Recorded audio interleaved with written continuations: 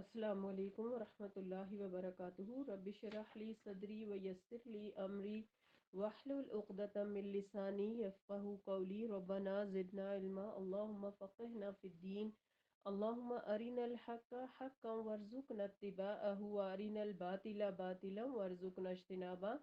سورۃ الاعراف آیت نمبر 43 تک ہم پڑھ چکے تھے، ریکیپ کر لیتے ہیں۔ آگے جانے سے پہلے اعوذ باللہ من الشیطان الرجیم، بسم اللہ الرحمن الرحیم۔ ان الذين كذبوا بآياتنا واستكبروا عنها لا تفتح لهم ابواب السماء ولا يدخلون الجنة حتى يلج الجمل في سم الخياط وكذلك نجزي المجرمين۔ بلا شبہ جن لوگوں نے ہماری آیات کو جھٹلایا اور ان سے اکڑ بیٹھے، ان کے لیے نہ تو آسمان کے دروازے کھولے جائیں گے اور نہ وہ جنت ہی میں داخل ہو سکیں گے تا آن کے اونٹ سوئیں کے ناکے میں داخل ہو جائیں، اور ہم مجرموں کو ایسے ہی سزا دیا کرتے ہیں۔ ان کے لیے بچھونا بھی جہنم کا ہوگا اور اوپر سے اوڑھنا بھی جہنم کا، اور ہم ظالموں کو ایسے ہی سزا دیا کرتے ہیں۔ البتہ جو لوگ ایمان لائے اور نیک اعمال کیے، اور ہم ہر شخص کو اس کی طاقت کے مطابق ہی مکلف بناتے ہیں، تو یہی لوگ اہل جنت ہیں جن میں وہ ہمیشہ رہا کریں گے۔ ان اہل جنت کے دلوں میں اگر ایک دوسرے کے خلاف کچھ کدورت ہوگی تو ہم اسے نکال دیں گے۔ ان کے نیچے نہریں جاری ہوں گی، اور وہ کہیں گے تعریف تو اللہ ہی کے لیے ہے جس نے ہمیں یہ جنت کی راہ دکھائی۔ اگر اللہ ہمیں یہ راہ نہ دکھاتا تو ہم کبھی یہ راہ نہیں پا سکتے تھے۔ ہمارے پروردگار کے رسول واقعی حق ہی لے کر آئے تھے، اور اس وقت انہیں ندا آئے گی تم اس جنت کے وارث بنائے گئے ہو، اور یہ ان اعمال کا بدلہ ہے جو تم دنیا میں کرتے رہے ہو۔ اللہم اجعلنا منہم، آمین۔ آج کی آیات کی طرف چلتے ہیں۔ آیت نمبر 44۔ وَنَادَى أَصْحَابُ الْجَنَّةِ أَصْحَابَ النَّارِ أَنْ قَدْ وَجَدْنَا مَا وَعَدَنَا رَبُّنَا حَقًّا فَهَلْ وَجَدْتُم مَّا وَعَدَ رَبُّكُمْ حَقًّا قَالُوا نَعَمْ فَأَذَّنَ مُؤَذِّنٌ بَيْنَهُمْ اللَّعْنَةُ اللَّهِ عَلَى الظَّالِمِينَ۔ اور اہل جنت دوزخیوں کو پکار کر پوچھیں گے، ہم نے تو ان وعدوں کو سچا پا لیا ہے جو ہم سے ہمارے پروردگار نے کیے تھے۔ کیا تم سے تمہارے پروردگار نے جو وعدے کیے تھے تم نے بھی انہیں سچ پایا ہے؟ وہ جواب دیں گے، ہاں ہم نے بھی سچا پایا۔ پھر ان کے درمیان ایک پکارنے والا پکارے گا، ظالموں پر اللہ کی لعنت ہو۔ یہاں جنت اور دوزخ میں اتنا زیادہ فاصلہ ہوگا جس کا ہمارے لیے اس دنیا میں تصور بھی ممکن نہیں، اور قرآن کی اس آیت اور بعض دوسری آیات سے اہل جنت اور اہل جہنم کا مکالمہ بھی ثابت ہے، جس سے کئی باتوں کا پتہ چلتا ہے۔ مثلا ایک یہ کہ اس وقت دوسری زندگی میں لوگوں کو جو سمعی اور بصری قوتیں، یعنی سننے اور دیکھنے کی جو قوتیں عطا کی جائیں گی، وہ موجودہ زندگی سے بہت زیادہ پاورفل ہوں گی۔ دوسرا، وہاں کا مواصلاتی نظام بھی موجودہ دنیا کے نظام سے بہت زیادہ سریع التاثیر یعنی مؤثر ہوگا۔ موجودہ دور میں ہم ٹیلی ویژن پر دنیا کے دور دراز ملکوں کے لوگوں کے مکالمات سن سکتے ہیں، اور اب تو ٹچ فون جب سے آئے ہیں تو ہم اپنے ہاتھوں میں فون لے کر پوری دنیا سے لوگوں سے بات کر سکتے ہیں، اور دنیا ایک گلوبل ولیج بن گئی ہے۔ ہم بڑی آسانی سے دنیا کے آخری کونے میں بیٹھے ہوئے انسان کے ساتھ نہ صرف بات کر سکتے ہیں بلکہ لائیو بات کر سکتے ہیں، ویڈیو کال کر سکتے ہیں، جس کے ذریعے ہم اس کو ویسے ہی دیکھ رہے ہوتے ہیں جیسے ہم اپنے ساتھ بیٹھے ہوئے انسان کو دیکھتے ہیں۔ تو یہاں یہ پتہ چلتا ہے کہ وہاں کا جو یعنی معاملات ہوں گے وہ اس سے بھی کہیں زیادہ مؤثر ہوں گے۔ اور اس دوسری زندگی میں یہ ہوگا کہ اہل جنت میں سے اگر کسی کو اپنے ان ساتھیوں کا خیال آیا جو جو کافر ہیں اور دوزخ کے مستحق تھے، اور وہ ان سے کلام کرنا چاہے گا، تو ان کی اور ان کے حال کی تصویر ہی سامنے نہیں آئے گی، بلکہ وہ اپنے اپنے مقام پر بیٹھے ہوئے ایک دوسرے سے گفتگو بھی کر سکیں گے۔ یہ صورت مکی ہے، اور اس مقام پر جن اہل دوزخ کا ذکر آیا ہے اس سے مراد غالباً وہی لوگ ہیں جو مسلمانوں کو حقیر مخلوق سمجھتے تھے، اور ان کے متعلق قسمیں کھا کر کہا کرتے تھے کہ ایسے لوگ کبھی اللہ کے فضل اور اس کی رحمت کے مستحق نہیں ہو سکتے۔ ایسے ہی ناتوا اور نادار مسلمان جنت میں آرام پانے کے بعد اپنے ان متکبر ساتھیوں سے ہم کلام ہونا چاہیں گے جو انہیں حقیر سمجھا کرتے تھے، پھر ان میں وہی گفتگو ہوگی جو اس آیت میں ہم نے ابھی پڑھی۔ اور یہ مکالمہ ایسے لوگوں کو عبرت دلانے کے لیے آیا ہے اور اس دنیا میں حسرت اور یاس بڑھانے کے لیے یہاں مذکور ہوا ہے۔ ایسے ظالموں پر اس دنیا میں بھی لعنت ہے اور اس جہان میں بھی لعنت ہے، استغفر اللہ۔ تو اس آیت میں کیا بتایا گیا کہ جنت میں جانے والے لوگ جب اللہ تعالیٰ کی دی ہوئی نعمتوں سے بھرپور لطف اندوز ہو رہے ہوں گے اور انہیں وہاں کوئی ٹینشن کوئی پریشانی نہیں ہوگی، تو ان کو خیال آئے گا کہ ہمارے وہ دوست جو دنیا میں ہمیں بہت کم تر سمجھتے تھے اور کہتے تھے کہ تمہیں نہ دنیا ملی ہے اور نہ آگے کچھ ملے گا، ذرا ان کے بارے میں تو ہم پتہ کریں کہ وہ کس حال میں کہاں ہیں کہاں نہیں، تو پھر وہ اس طرح ان سے بات کریں گے۔ یہ بالکل ایسے ہی ہے کہ جیسے ابھی آپ کو یہ خیال آتا ہے کہ میں فلاں کو ویڈیو کال کر کے دیکھتی ہوں کہ وہ کیا کر رہی ہے یا کس حال میں ہے، تو آپ اس کو ویڈیو کرتے ہیں اور آپ کے سامنے وہ سارا منظر آ جاتا ہے جو جس حال میں وہ اس وقت ہوتی ہے۔ بالکل ایسے ہی وہاں جنت والے دوزخ والوں سے بات کریں گے اور وہ ان کو یہ بتائیں گے کہ اللہ نے دین پر عمل کرنے کے بدلے جو جو وعدے ہم سے کیے تھے وہ تو بالکل سچ ہو گئے۔ کیا تمہارے ساتھ جو وعدے ہوئے تھے یعنی جہنم کے، کہ جو لوگ دنیا میں اللہ کو نہیں مانیں گے وہ ان کا ٹھکانہ جہنم ہوگا، کیا تم نے بھی اس کو سچ پایا؟ تو وہ بھی یہی کہیں گے کہ ہاں بالکل سچ ہوا، اور پھر اتنے میں یعنی ان جہنمیوں پر جن کو یہاں پر ظالم کہا گیا ان پر اللہ کی لعنت ایک فرشتہ پکار کر کہے گا، یعنی جنہوں نے دنیا میں اللہ کو نہیں مانا اور آج اس عذاب کے مستحق ہوئے۔ آیت نمبر 45، الذین یصدون عن سبیل اللہ ویبغونها عوجا وہم بالآخرۃ کافرون، جو لوگوں کو اللہ کی راہ سے روکتے اور اس میں کجی یعنی ٹیڑھ پن تلاش کرنا چاہتے تھے اور آخرت کے منکر تھے۔ تو اسلام کی راہ روکنے والے مسلمان، اس آیت میں ظالموں کی ایک اور قسم کا ذکر کیا گیا ہے، اور ایسے لوگ بھی ہر امت میں پائے جاتے ہیں۔ مثلا مسلمانوں میں بھی ایسے لوگ موجود ہیں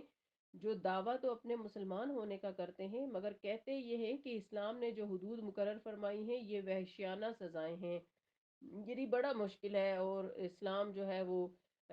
بہت زیادہ ریجڈیٹی دکھاتا ہے، اور ایسے لوگ جو ہیں وہ ہر دور میں پائے جاتے ہیں اور وہ سو کالڈ مسلمز بھی ہوتے ہیں۔ تو آج کے دور میں بھی ان پر عمل کرنا بڑا محال ہے۔ وہ یہ کہتے ہیں اسلام نے عورتوں کو گھروں میں رہنے کا حکم دے کر انہیں قیدی بنا دیا ہے، لونڈی غلاموں کے جواز کا زمانہ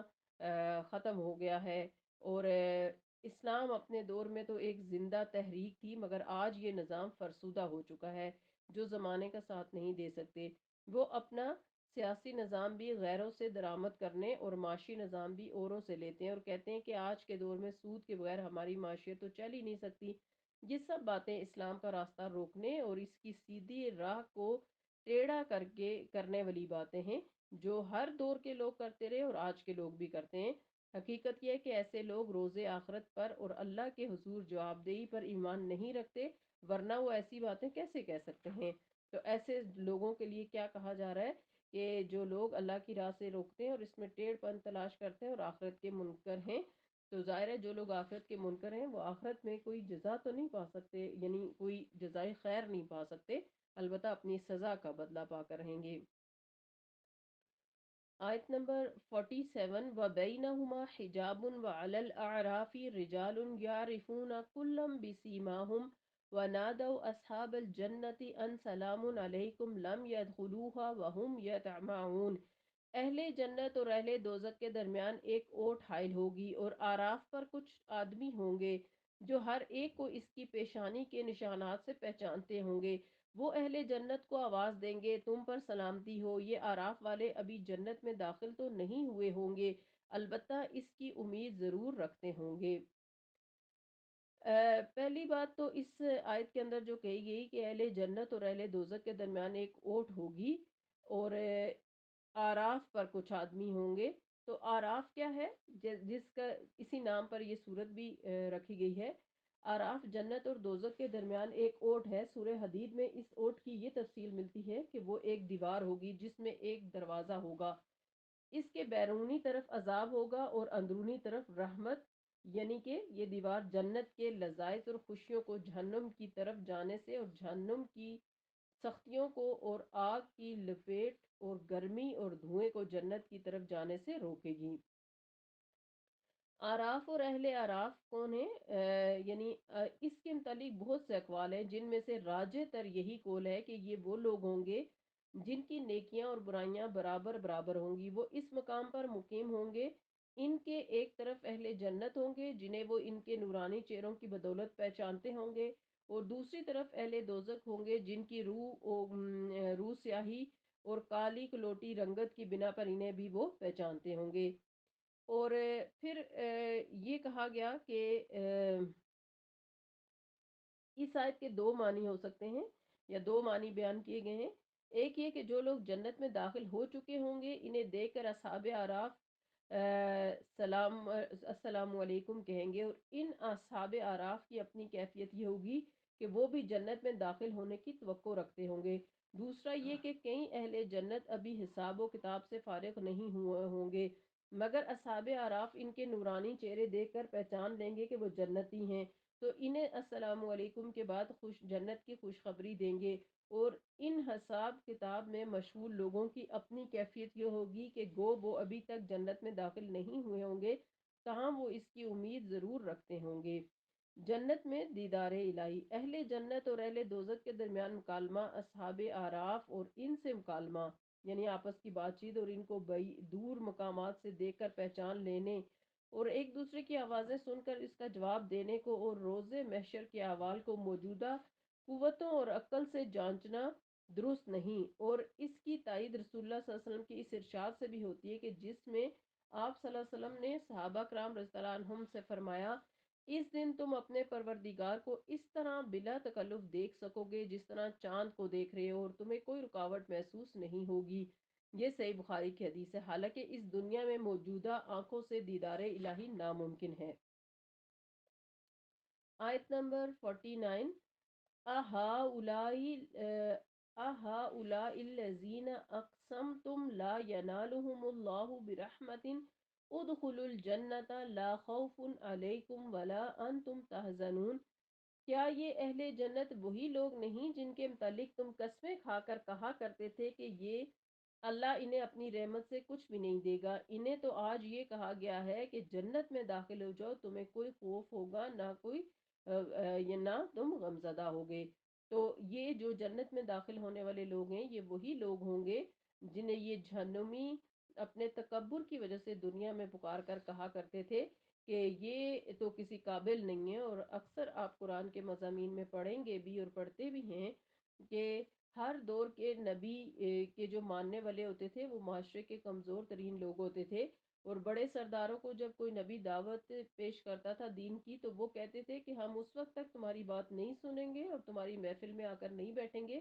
جب تک تم یہ ان رذیل لوگوں کو اپنی مجلس سے نہیں نکالتے۔ تو یہاں اس آیت میں کیا بتایا جا رہا ہے کہ یہی لوگ جن پر اللہ کا کرم ہوا اور جنہوں نے ایمان قبول کر لیا پہلے پہلے ہی اپنے نبیوں کے ساتھ، ان کے لیے یہ قسمیں کہا کر دنیا میں کہا کرتے تھے کہ ان پر نہ تو اس دنیا میں اللہ نے کوئی رحمت کیا ہے اور فضیلت دی ہے، اور نہ ہی ان کو آخرت میں کچھ ملے گا۔ لیکن اللہ تعالیٰ یہاں پر بتا رہے ہیں کہ وہ جہنمی آپس میں ایک دوسرے سے بات کرتے ہوئے کیا کہیں گے کہ انہیں تو آج کہہ دیا گیا ہے کہ جنت میں داخل ہو جاؤ، ادخلوا الجنت لا خوف علیکم ولا انتم تحزنون، یعنی تم تو سیدھے جنت میں چلے جاؤ گے۔ جو باقی ظالموں اور کافروں کو اس وقت خوف ہیں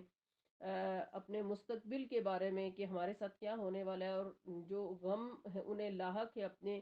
کیے ہوئے کرتوتوں کے ماضی میں، وہ اس طرح کی کوئی چیز جنتیوں کو آج لاحق نہیں ہوگی۔ تو پھر جو ہے وہ اگلی آیت نمبر 50 میں کہا جا رہا ہے وَنَادَى أَصْحَابُ النَّارِ أَصْحَابَ الْجَنَّةِ أَنْ أَفِيضُوا عَلَيْنَا مِنَ الْمَاءِ أَوْ مِمَّا رَزَقَكُمُ اللَّهُ قَالُوا إِنَّ اللَّهَ حَرَّمَهُمَا عَلَى الْكَافِرِينَ۔ اور دوزخی اہل جنت کو آواز دیں گے ہم پر بھی کچھ پانی انڈیل دو، یا اللہ نے جو کچھ تمہیں کھانے کو دیا اس میں سے کچھ گرا دو، یعنی ہماری طرف۔ اہل جنت جواب دیں گے اللہ تعالیٰ نے یہ دونوں چیزیں حرام کر دی ہیں۔ تو دوزخی جب آگ میں جل رہے ہوں گے تو اپنے دنیا کے جو ان کے جان پہچان والے لوگ ہوں گے جنت سے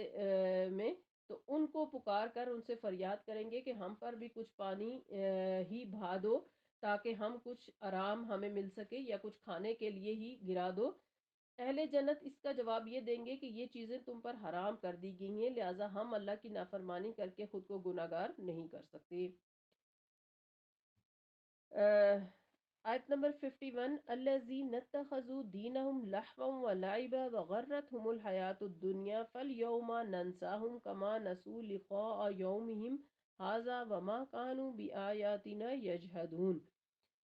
جنہوں نے اپنے دین کو کھیل اور تماشا بنا رکھا تھا اور دنیا کی زندگی نے انہیں دھوکے میں ڈال رکھا تھا، لہٰذا آج ہم انہیں ایسے ہی بلا دیں گے جیسے انہوں نے اس ملاقات کے دن کو بلا رکھا تھا، اور ہماری آیتوں کا انکار کیا کرتے تھے۔ ہم ان لوگوں کے پاس ایسی کتاب لائے ہیں جسے ہم نے علم کی بنا پر مفصل بیان کیا ہے۔ کھیل تماشے ہی کو اپنا دین سمجھنے والے، یعنی جو انسان روز آخرت پر اور اللہ کے سامنے جواب دہی پر ایمان نہیں رکھتا، اس کی زندگی ایمان رکھنے والوں سے یکسر مختلف ہوتی ہے۔ اس کی زندگی کا مقصد صرف یہ رہ جاتا ہے کہ دنیا میں جس قدر عیش اور عشرت کر سکتا ہے کر لے، جس جائز یا ناجائز طریقے سے مال آتا ہے آئے۔ ان کی نظروں میں یہ دنیا بس ایک تفریح گاہ رہ جاتی ہے، جس میں ہر شخص کو اپنی حیثیت کے مطابق عیش اور عشرت اور سیر و تفریح کر کے اس دنیا سے رخصت ہونا چاہیے۔ قیامت کے دن ایسے لوگوں سے سلوک بھی ان کے نظریے کے مطابق کیا جائے گا۔ انہوں نے روز آخرت کو اللہ کے سامنے جواب دہی کو بھلایا، یعنی اللہ کی ملاقات کو انہوں نے یاد ہی نہیں رکھا، تو اللہ بھی انہیں ایسے ہی بلا دے گا۔ وہ آگ میں جل رہے ہوں تو جلتے رہیں، بھوکے پیاسے ہیں تو بھوکے پیاسے ہی رہیں، انہیں نہ کچھ کھانے کو ملے گا نہ پینے کو، تاکہ دنیا میں جو عیاشیاں کر چکے ہیں اس کا رد عمل بھی وہ دیکھ لیں۔ استغفر اللہ۔ اللہم لا تجعلنا منہم، اللہ ہمیں ہرگز ایسے لوگوں میں شامل نہ فرمانا۔ اور آیات ابھی چل رہی ہیں، انشاءاللہ اس سے آگے ہم مزید اگلی کلاس میں پڑھیں گے، لیکن یہاں تک ہمارے سیکھنے کی بات یہ ہے کہ جنت میں جانے والے لوگ وہ ہوں گے جو دنیا میں بے شک کم تر رہے ہوں دنیاوی لوگوں کے سامنے، لیکن انہوں نے شعوری طور پر جو ہے وہ اسلام کو فالو کیا ہوگا، کتاب اللہ کو فالو کیا ہوگا، اپنے نبی کو فالو کیا ہوگا، اور شعوری طور پر انہوں نے زندگی جی ہوگی، تو وہ لوگ جو ہے وہ جنت میں جائیں گے، اور پھر جنت میں جا کر جنت کی ہر نعمت سے مستفید ہوں گے اور اللہ کے شکر گزار ہوں گے۔ یہ وہی لوگ ہوں گے جو دنیا میں اللہ کی نعمتوں کو پا کر اکڑتے نہیں ہوئے ہوں گے، بلکہ اللہ کا شکر ادا کرنے والے ہوئے ہوں گے۔ انہی لوگوں کو اللہ تعالیٰ جنت میں داخل فرمائیں گے۔ سورۃ الاعراف ہے، اور اس کی مین آیت جس کی وجہ سے سورت کا نام سورہ اعراف رکھا گیا، آیت نمبر 46، اس میں ہمیں یہ دیکھنا چاہیے کہ اعراف کے اوپر جو میں نے آپ کو راجع رائے بتائی وہ یہ ہے کہ اعراف، مقام اعراف پر وہ لوگ ہوں گے جن کے اچھے اور برے اعمال بالکل برابر ہوں گے، اور وہ جب جہنمیوں کو دیکھتے ہوں گے تو بہت پریشان ہوتے ہوں گے، لیکن جب جنتیوں کو دیکھتے ہوں گے تو انہیں امید ہوگی کہ ہم بھی انشاءاللہ جنت میں چلے جائیں گے۔ اس کے بارے میں حدیث میں آتا ہے کہ اگر کسی کے ثوابہ کے برابر اعمال جو ہیں وہ زیادہ ہوگا تو وہ یعنی ہوتا تو وہ جنت میں چلا جاتا، لیکن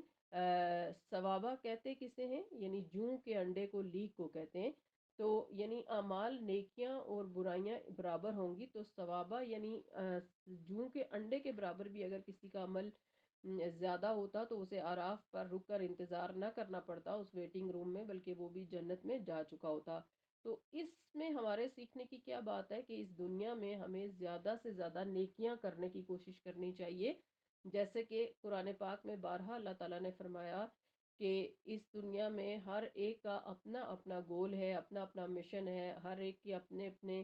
سمت ہے، لیکن تم فاستبقوا الخیرات، نیکیوں میں سبقت لے جانے کی کوشش کرو۔ تو پہلی بات یہ کہ ہمیں کسی نیکی کو حقیر نہیں جاننا چاہیے، جہاں پہ بھی ہمیں چھوٹے سے چھوٹی نیکی کرنے کا موقع ملے اسے فوراً کر لینا چاہیے، کیونکہ اگر ہم نیکی کو فوراً نہیں کریں گے، جیسے ہی اللہ نے ہمیں آئیڈیا دیا ہے نیکی کرنے کا، تو شیطان ہمیں وہ نیکی نہیں کرنے دے گا، ہماری سستی غفلت آڑے آ جائے گی اور ہم اس نیکی سے محروم ہو جائیں گے۔ اس لیے نیکی کا موقع ملتے ہی فوراً نیکی کر ڈالنی چاہیے، اور نیکی کو اہمیت دینی چاہیے، اپنی نیکی کو اہمیت اس لحاظ سے کہ اسے کرنے کی جلدی ہونی چاہیے، لیکن کرنے کے بعد جو ہے وہ اس کے بارے میں کوئی تکبر دل میں نہیں آنا چاہیے کہ میں بہت نیک ہو گئی ہوں اور بہت نیکیاں کرنے لگی ہوں، بلکہ نیکیوں میں پہل کرنی چاہیے، نیکیوں میں جو ہے وہ نیکیاں کرنے کی کوشش اور نیت ہر وقت رکھنی چاہیے، اور اللہ تعالیٰ سے دعا کرنا چاہیے کہ ہم اتنی نیکیاں کریں جو خاص طور پر اللہ تعالیٰ کے لیے اور سنت رسول کے مطابق ہوں، کہ ہماری بخشش کا سبب بن جائے۔ اللہ تعالیٰ ہم سب کو اپنے دین کو بہترین طریقے سے سمجھ کر اس پر عمل کرنے کی توفیق دے،